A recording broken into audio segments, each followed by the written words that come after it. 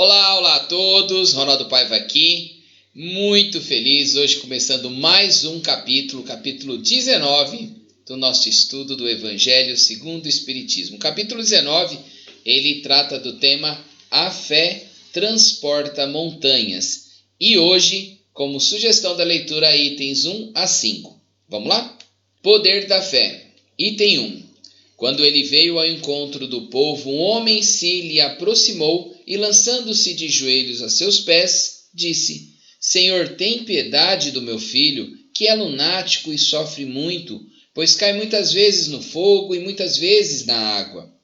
Apresentei-o aos teus discípulos, mas eles não o puderam curar. Jesus respondeu dizendo: Ó raça incrédula e depravada, até quando estarei convosco? Até quando vos sofrerei? Trazei-me aqui esse menino. E tendo Jesus ameaçado o demônio, este saiu do menino, que no mesmo instante ficou são. Os discípulos vieram então ter com Jesus em particular e lhe perguntaram: Por que não podemos nós outros expulsar esse demônio? Respondeu-lhes Jesus: Por causa da vossa incredulidade. Pois em verdade vos digo, se tivesseis a fé do tamanho de um grão de mostarda, diríeis a esta montanha: transporta-te daí para ali, e ela se transportaria, e nada vos seria impossível. Passagem registrada em São Mateus, capítulo 17, versículo 14 a 20. Item 2. No sentido próprio, é certo que a confiança nas suas próprias forças torna o homem capaz de executar coisas materiais que não consegue fazer quem duvida de si. Aqui, porém, unicamente no sentido moral, se deve entender essas palavras. As montanhas que a fé deslocam são as dificuldades, as resistências, a má vontade, em suma, com que se depara da parte dos homens, ainda quando se trate das melhores coisas. Os preconceitos da rotina, o interesse material, o egoísmo, a cegueira do fanatismo e as paixões orgulhosas são outras tantas montanhas que barram caminho a quem trabalha pelo progresso da humanidade. A fé robusta dá a perseverança, a energia e os recursos que fazem se vençam os obstáculos, assim nas pequenas coisas que nas grandes. Da fé vacilante resultam a incerteza e a hesitação de que se aproveitam os adversários que se tem de combater. Essa fé não procura os meios de vencer, porque não acredita que possa vencer. Item 3. Noutra acepção, entende-se como fé a confiança que se tem na realização de uma coisa, a certeza de atingir determinado fim. Ela dá uma espécie de lucidez que permite se veja, em pensamento, a meta que se quer alcançar e os meios de chegar lá, de sorte que aquele que a possui caminha, por assim dizer, com absoluta segurança.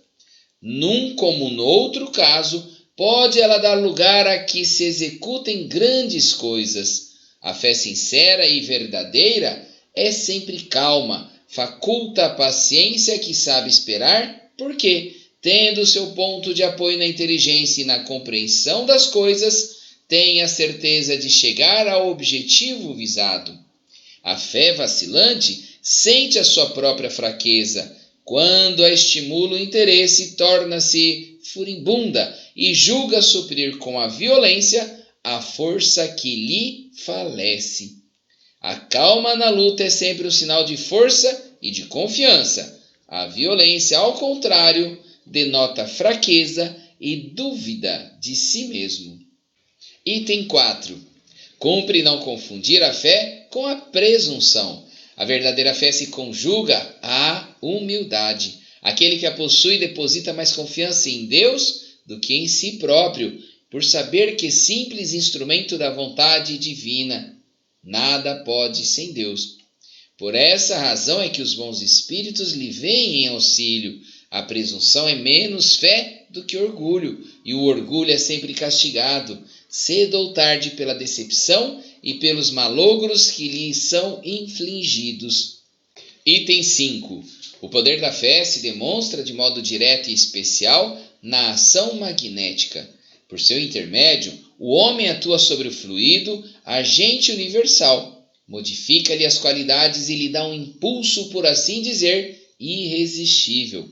Daí decorre que aquele que há um grande poder fluídico normal junta ardente fé, pode, só pela força da sua vontade dirigida para o bem, operar esses singulares fenômenos de cura e outros, tido antigamente por prodígios, mas que não passam de efeito de uma lei natural. Tal o motivo porque Jesus disse a seus apóstolos: se não o curastes, foi porque não tinhais fé. Queridos irmãos em Cristo, fique agora com os comentários da leitura do dia de hoje. Até mais, tchau, tchau. Bom dia a todos. Hoje, capítulo 19, itens 1, 2, 3, 4 e 5, como sugestão de leitura do Evangelho segundo o Espiritismo. O tema do capítulo 19, a fé transporta montanhas. O tema da leitura de sugestão de hoje, o poder da fé. Kardec nos traz uma passagem de Jesus, onde após ter feito um milagre, os apóstolos questionam Jesus, perguntam para ele, por que nós não conseguimos fazer isso? E Jesus fala para eles, olha, incredulidade, falta de fé. Se vocês tivessem a fé do grão de mostarda, vocês conseguiriam resolver isso. Não só isso, vocês poderiam falar, olha, montanha, saia daqui e vá para acolá. Aí eu lhe pergunto, por que Jesus usou o grão de mostarda? Interessante isso, né? Eu fui dar uma pesquisadinha e olha que bacana. O grão de mostarda é a menor das sementinhas. Só que depois que ela é plantada, arada, cuidada, bonitinha, ela se transforma num enorme arbusto, na maior hortaliça. Ela chega até 2 metros, 2 metros e pouquinho de altura. Aí essa analogia a gente traz para cá, aproveitando as orientações de Kardec. No âmbito moral, nós temos várias montanhas, não é verdade? Nós temos tendências más, vicissitudes. No âmbito moral, nós temos vícios. Alguns desses a gente nem identificou ainda, mas muitos desses, principalmente nós espíritas que começamos a entender que nós estamos numa escola de aprendizado, a entender que nessa escola de aprendizado a gente vai passar por muitas situações que são necessárias para que possamos adquirir a experiência, possamos adquirir o aprendizado. Então, nós espíritas cristãos, nós temos algumas vezes, em contato com essas experiências negativas, sensações não tão boas. Quando a gente se depara com má tendências, com erros, muitas vezes, nós podemos nos desanimar. Nossa, como eu sou ruim. Tudo dá errado na minha vida. Só problema. Nossa, eu não consigo fazer isso direito. Nossa, eu não consigo resolver isso. Nossa, eu não consigo parar de fazer aquilo. Esses momentos são perniciosos demais para nós. Esses momentos são momentos de falta de fé. Aí Jesus vem e nos fala, olha, se tivesse fé como um grão de mostarda, você mesmo sendo pequenininho, imperfeito, cheio de más tendências, cheio de vicissitudes, como és agora, se tivesse a fé do grão de mostarda que você vai crescer, que você vai ficar enorme, vai ser a maior hortaliça e vai se espalhar rapidamente, aí nós não ficaríamos tão ruins diante dos nossos problemas, dos nossos montes, das nossas montanhas. Aí Kardec nos lembra, a fé é aquele desejo, a fé é aquela certeza, a fé é aquela vontade em conseguir algo. E se você tem fé verdadeira, você vai conseguir. Se você olhar agora, mesmo diante das suas dificuldades, dos seus desafios, olhar agora como Espírito eterno, você vai falar: nossa, eu vou me apegar a Deus porque eu sei que isso tudo passa. Eu vou pegar os ensinamentos do Cristo, vou me esforçar para identificar as minhas más tendências que eu preciso melhorar e humildemente me agarrar a Deus. Por quê?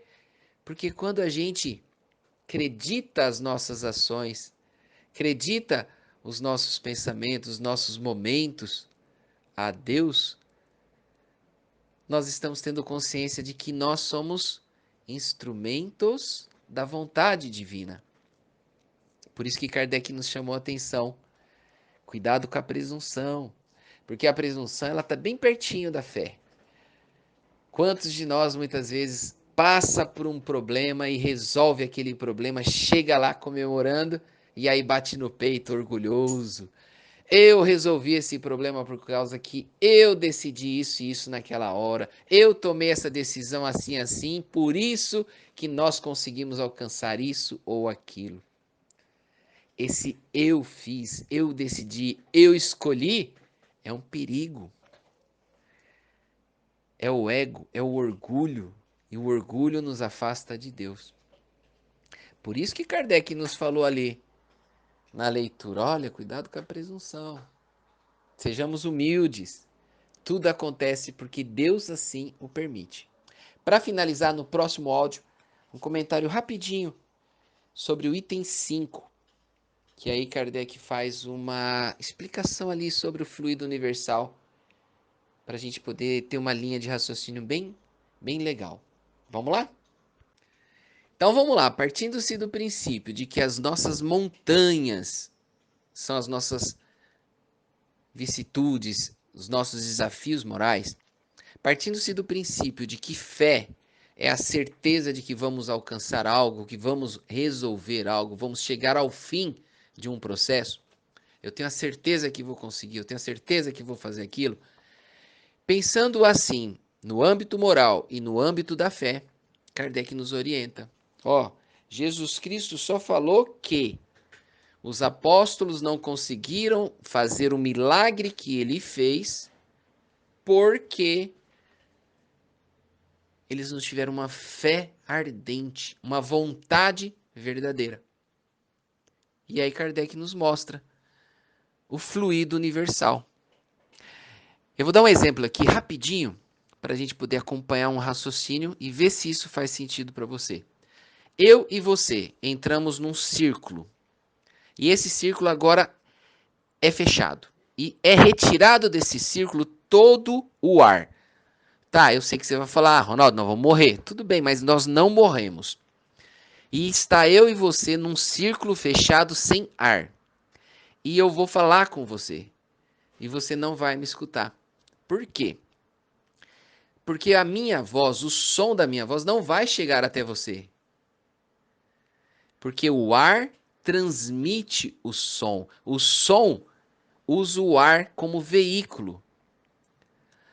Ok, saímos do círculo, voltamos aqui para o nosso mundo normal. Estamos no mundo que é um grande círculo agora. E dentro desse círculo existe o fluido universal, que é igualzinho ao ar. A gente não vê, mas existe. E o fluido universal, ele está envolvendo a todos nós. O nosso pensamento, por exemplo, usa o fluido universal como meio de transporte. O veículo do nosso pensamento é o fluido universal. A gente vai ver isso em detalhes lá no capítulo sobre o poder da prece, no capítulo 27. Mas vamos voltar aqui então. Aí a explicação de Kardec diz o seguinte: quando você tem uma vontade muito grande, você impulsiona aquela atuação, a ação magnética. Então você usa a vontade como se fosse o combustível. Se a minha vontade é pequena, o meu combustível é pequeno, a força é pequena, a intensidade é pequena. Se a minha fé é ardente, Aí Kardec explica. Você dá uma impulsão naquela ação magnética irresistível.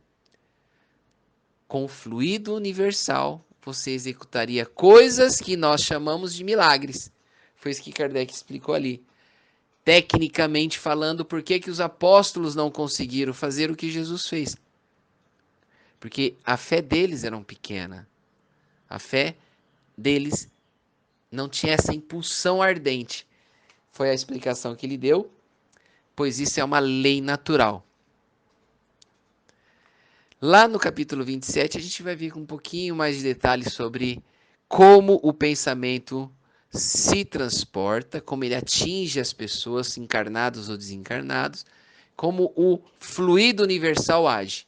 Mas dessa maneira a gente encerra o áudio de hoje com essa explicação técnica, que nós estamos envoltos num fluido e que todos nós, se tivéssemos essa fé ardente, poderíamos executar o que o Cristo executou.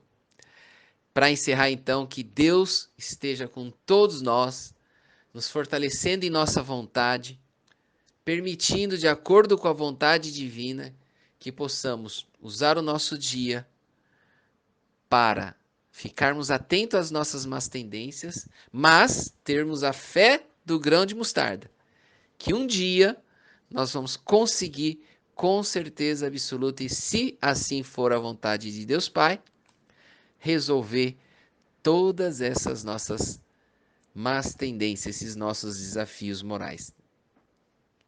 Que Deus esteja com todos, que assim seja.